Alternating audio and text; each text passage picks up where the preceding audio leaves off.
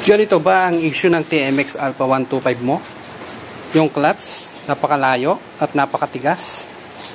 And then, pagdating dito sa may thread ng cable niya, and then pag kinlats mo siya, ang hirap pang ikambyo. So, hindi siya matapakan. So, ganito ba ang issue ng TMX Alpha mo? Ito ang solusyon.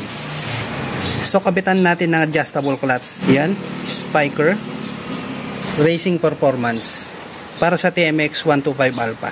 So, kabit na natin. So, nakabit na natin yung adjustable na clutch natin. At kung mapapansin nyo, hindi na siya kalayuan. Yan.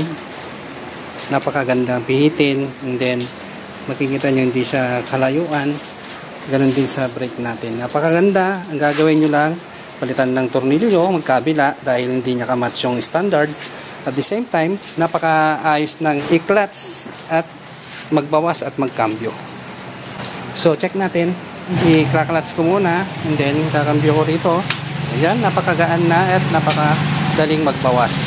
Ngayon, kung gusto nyo umorder nito, naman sa gustong umorder, dyan sa YouTube natin, meron tayong mga products na nakatags. Check nyo na lang yung link dyan o products at pwede na kayong umorder. So, thank you for watching and God bless.